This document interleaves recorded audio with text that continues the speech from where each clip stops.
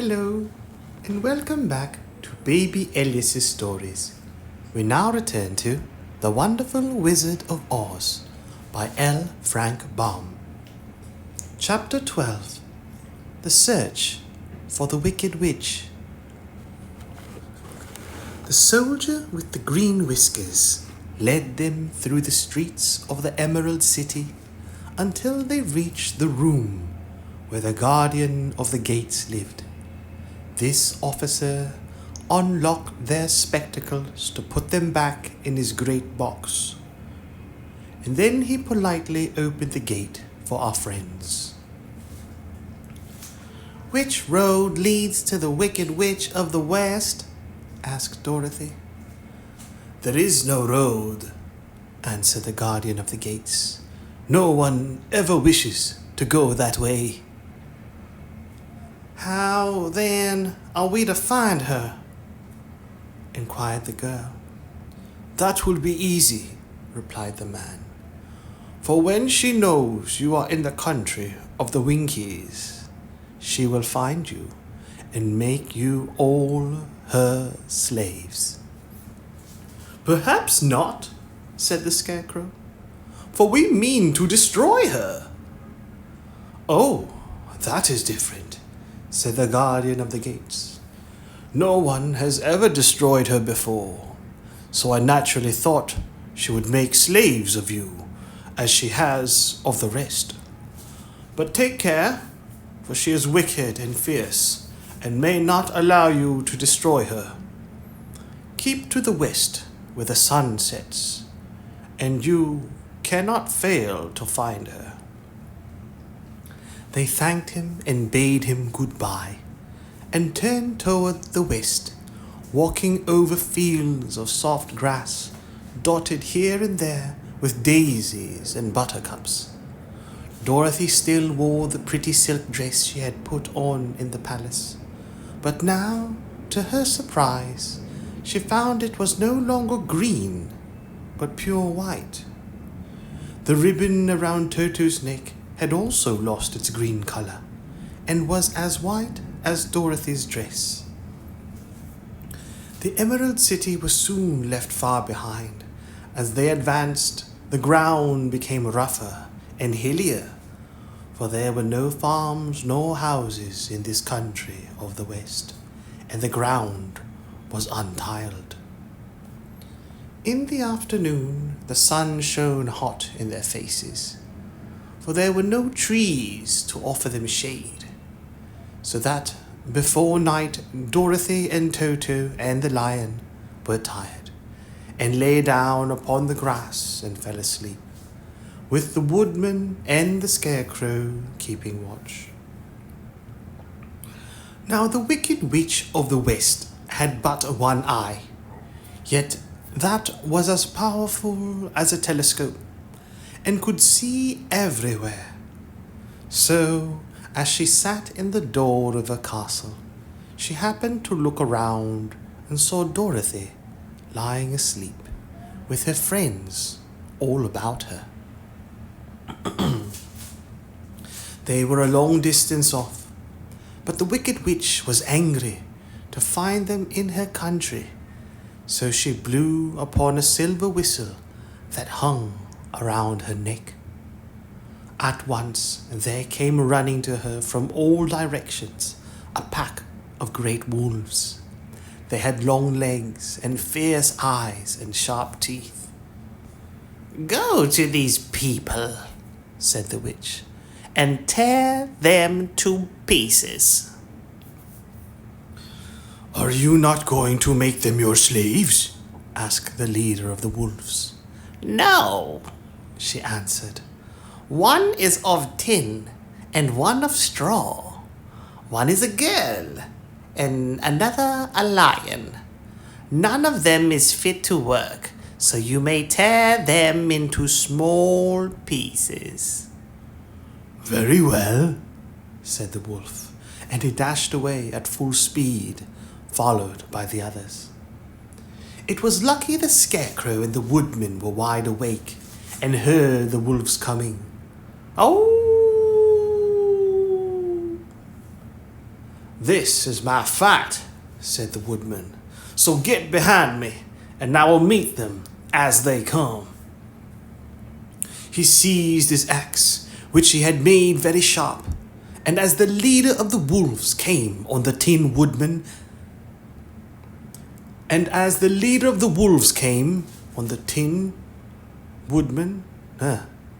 he seized his axe, which he had made very sharp, and as the leader of the wolves came, on the Tin Woodman swung his arm and chopped the wolf's head from its body, so that it immediately died. As soon as he could raise his axe, another wolf came up, and he also fell under the sharp edge of the Tin Woodman's weapon. There were 40 wolves, and 40 times a wolf was killed, so that at last they all lay dead in a heap before the woodman. Then he put down his axe and sat beside the Scarecrow, who said, "It was a good fight, friend." They waited until Dorothy awoke the next morning. The little girl was quite frightened when she saw the great pile of shaggy wolves, but the Tin Woodman told her all. She thanked him for saving them and sat down to breakfast, after which they started again upon their journey. Now this same morning, the Wicked Witch came to the door of a castle and looked out with her one eye that could see far off. She saw all her wolves laying dead, and the travelers still traveling through her country. This made her angrier than before, and she blew her silver whistle twice. Beep, beep.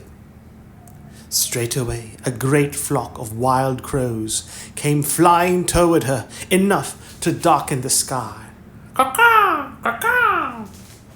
And the Wicked Witch said to the King Crow, "Fly at once to the strangers, pick out their eyes, and tear them to pieces." The wild crows flew in one great flock toward Dorothy and her companions. When the little girl saw them coming, she was afraid. But the Scarecrow said, "This is my battle, so lie down beside me, and you will not be harmed." So they all lay upon the ground except the Scarecrow, and he stood up and stretched out his arms. And when the crows saw him, they were frightened, as these birds always are by scarecrows, and did not dare to come any nearer. But the King Crow said, "It is only a stuffed man. I will peck his eyes out." The King Crow flew at the Scarecrow, who caught it by the head and twisted its neck until dead. Caw! And then another crow flew at him. Caw-caw! And the Scarecrow twisted its neck also. Caw-caw! There were 40 crows, and 40 times the Scarecrow twisted a neck. Caw-caw! Until at last all were lying dead beside him. Caw! Then he called to his companions to rise, and again they went upon their journey. When the Wicked Witch looked out again and saw all her crows lying in a heap, she got into a terrible rage, and blew 3 times upon her silver whistle.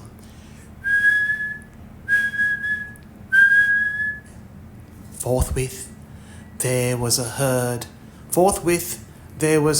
a great buzzing in the air, and a swarm of black bees came flying toward her. Buzz, buzz, buzz, I'm a bee. "Go to the strangers and sting them to death," commanded the witch.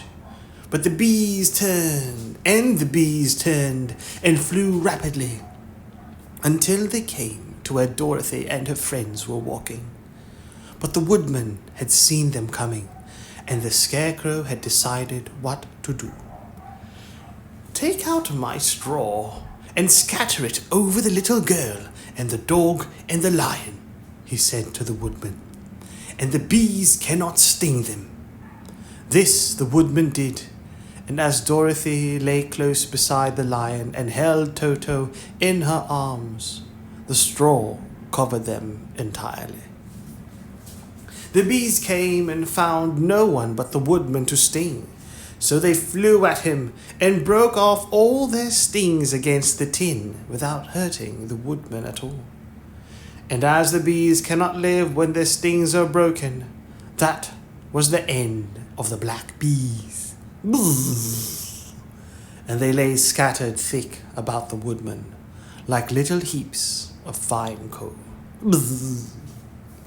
Then Dorothy and the lion got up, and the girl helped the Tin Woodman put the straw back into the scarecrow again until he was as good as ever. So they started upon their journey once more. The wicked witch was so angry when she saw her black bees in little heaps like fine coal that she stamped her foot and tore her hair and gnashed her teeth. And then she called a dozen of her slaves, who were the Winkies, and gave them sharp spears, telling them to go to the strangers and destroy them. The Winkies were not a brave people, but they had to do as they were told, so they marched away until they came near to Dorothy. Then the lion gave a great roar and sprang towards them. And the poor Winkies were so frightened that they ran back as fast as they could. When they returned to the castle, the wicked witch beat them well with a strap and sent them back to their work. After which she sat down to think, what should she do next? She could not understand how all her plans to destroy these strangers had failed, but she was a powerful witch, as well as a wicked one, and she soon made up her mind how to act. There was in her cupboard a golden cap, with a circle of diamonds and rubies running round it. This golden cap had a charm. Whoever owned it could call 3 times upon the winged monkeys, who would obey any order they were given. But no person could command these strange creatures more than 3 times. Twice already the wicked witch had used the charm of the cap. Once was when she had made the Winkies her slaves, and set herself to rule over the country. The winged monkeys had helped her do this. The second time was when she had fought against the great Oz himself, and driven him out of the land of the West. The winged monkeys had also helped her in doing this. Only once more could she use this golden cap, for which reason she did not like to do so until all her other powers were exhausted. But now that her fierce wolves and her wild crows and her stinging bees were gone, and her slaves had been scared away by the cowardly lion, she saw there was only one way left to destroy Dorothy and her friends. So the wicked witch took the golden cap from her cupboard and placed it upon her head. Then she stood upon her left foot and said slowly, "Epe, pepe, kake." Next, she stood upon her right foot and said, "Hello, hello, hello." After this, she stood upon both feet and cried in a loud voice, "Zizi, zuzi, zik." Now the charm began to work. The sky was darkened, and a low rumbling sound was heard in the air. Rumble, rumble, rumble, rumble, rumble, rumble. There was a rushing of many wings, and a great chattering and laughing.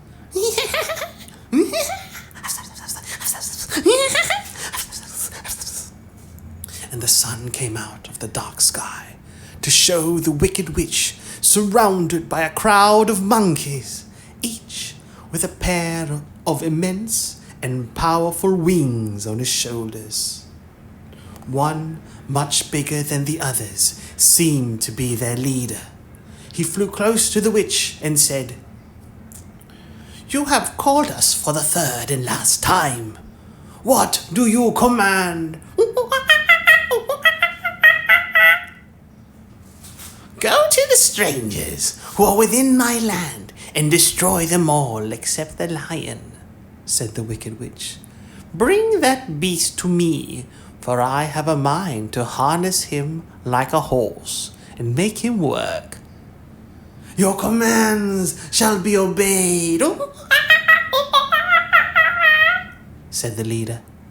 Then, with a great deal of chattering and noise, the winged monkeys flew away to the place where Dorothy and her friends were walking. Some of the monkeys seized the Tin Woodman and carried him through the air until they were over a country thickly covered with sharp rocks. Here they dropped the poor woodman, who fell a great distance to the rocks, where he lay so battered and dented that he could neither move nor groan. While others of the monkeys caught the scarecrow, and with their long fingers pulled all of the straws out of his clothes and head. They made his hat and boots and clothes into a small bundle and threw it into the top branches of a tall tree. The remaining monkeys threw pieces of stout rope around the lion and wound many coils about his body and head and legs, until he was unable to bite or scratch or struggle in any way. Then they lifted him up and flew away with him to the witch's castle, where he was placed in a small yard with a high iron fence around it, so that he could not escape. But Dorothy, they did not harm at all. She stood with Toto in her arms, watching the sad fate of her comrades and thinking it would soon be her turn. The leader of the winged monkeys flew up to her. His long, hairy arms stretched out and his ugly face grinning terribly. But he saw the mark of the good witch's kiss upon her forehead and stopped short, motioning the others not to touch her.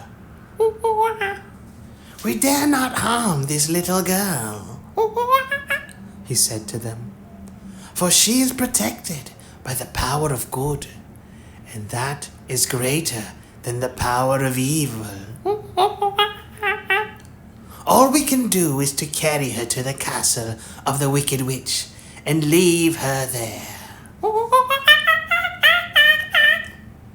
So carefully and gently, they lifted Dorothy in their arms and carried her swiftly through the air until they came to the castle, where they set her down upon the front doorstep.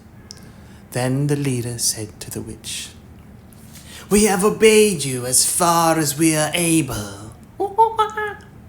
The Tin Woodman and the Scarecrow are destroyed, and the lion is tied up in your yard. The little girl we dare not harm, nor the dog she carries in her arms. Your power over our band is now ended, and you will never see us again." Then all the winged monkeys, with much laughing and chattering and noise, flew into the air and were soon out of sight.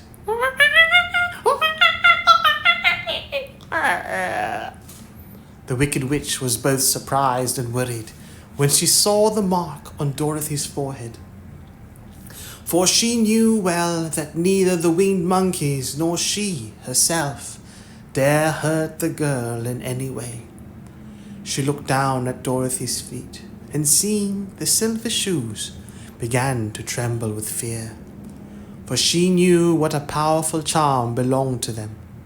At first the witch was tempted to run away from Dorothy, But she happened to look into the child's eyes and saw how simple the soul behind them was, and that the little girl did not know of the wonderful power the silver shoes gave her.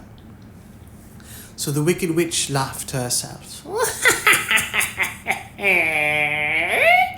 and thought, I can still make her my slave, for she does not know how to use her power. Then she said to Dorothy harshly and severely, Come with me and see that you mind everything I tell you, for if you do not, I will make an end of you, as I did of the Tin Woodman and the Scarecrow. Dorothy followed her through many of the beautiful rooms in her castle until they came to the kitchen, where the witch bade her clean the pots and kettles and sweep the floor and keep the fire fed with wood. Dorothy went to work meekly, with her mind made up to work as hard as she could, for she was glad the wicked witch had decided not to kill her. With Dorothy hard at work, the witch thought she would go into the country yard and harness the cowardly lion like a horse. It would amuse her, she was sure. She was sure to make him draw her chariot whenever she wished to go to drive. But as she opened the gate, the lion gave a loud roar and bounded at her so fiercely that the witch was afraid and ran out and shut the gate again. Rawr.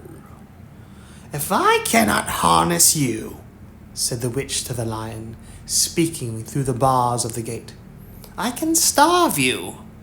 You shall have nothing to eat until you do as I wish. So after that, she took no food to the imprisoned lion, but every day she came to the gate at noon and asked, Are you ready to be harnessed like a horse? And the lion would answer, No, if you come in this yard, I will bite you. The reason the lion did not have to do as the witch wished was that every night, while the woman was asleep, Dorothy carried him food from the cupboard. After he had eaten, he would lie down on his bed of straw, and Dorothy would lie beside him and put her head on his soft, shaggy mane, while they talked of their troubles and tried to plan some way to escape. But they could find no way to get out of the castle, for it was constantly guarded by the Yellow Winkies, who were the slaves of the wicked witch, and too afraid of her not to do what she told them. The girl had to work hard during the day, and often the witch threatened to beat her with the same old umbrella she always carried in her hand. But, in truth, she did not dare to strike Dorothy because of the mark upon her forehead. The child did not know this and was full of fear for herself and Toto. Once, the witch struck Toto a blow with her umbrella, and the brave little dog flew at her and bit her leg in return. The witch did not bleed where she was bitten, for she was so wicked that the blood in her had dried up many years before. Dorothy's life became very sad as she grew to understand that it would be harder than ever to get back to Kansas and Aunt Em again.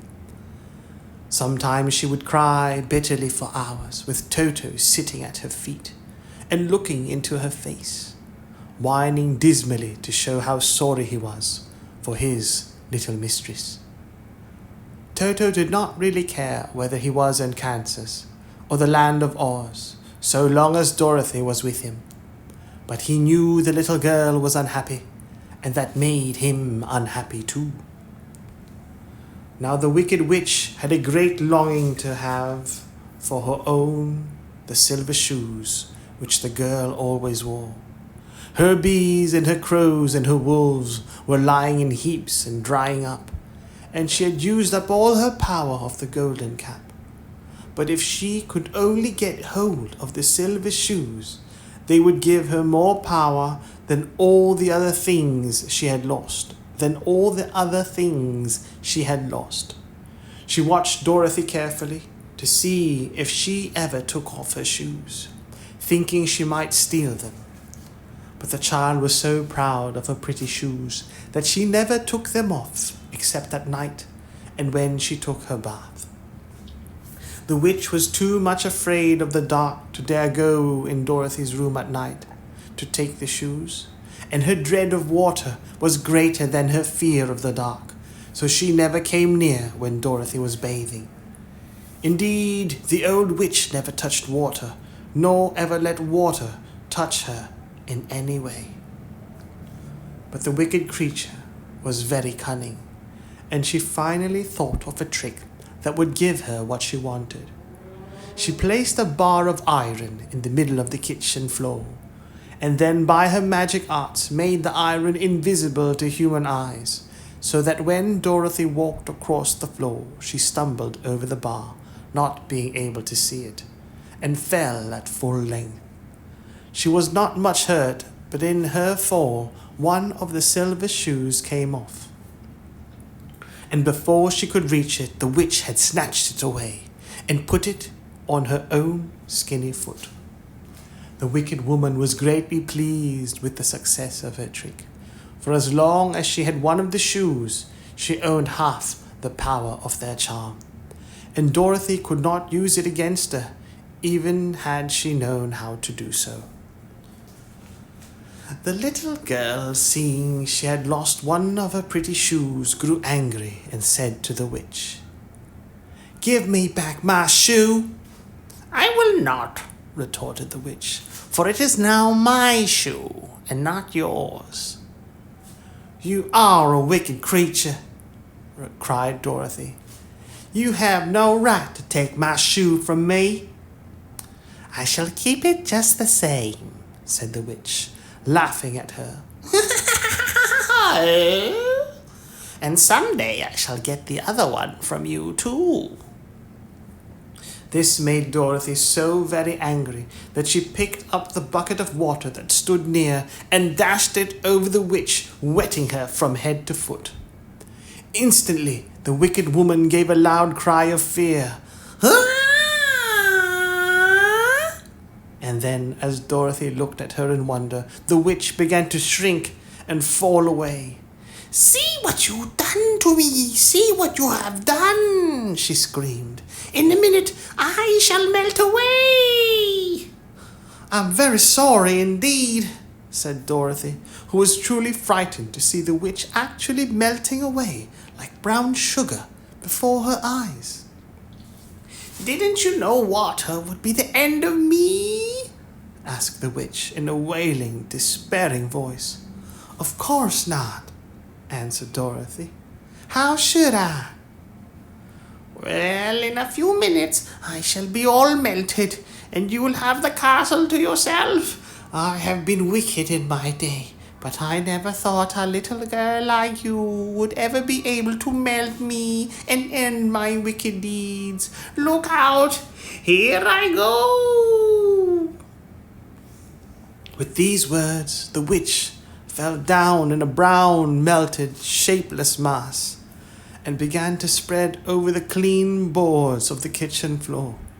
Seeing that she had really melted away to nothing, Dorothy drew another bucket of water and threw it over the mess. She then swept it all out the door.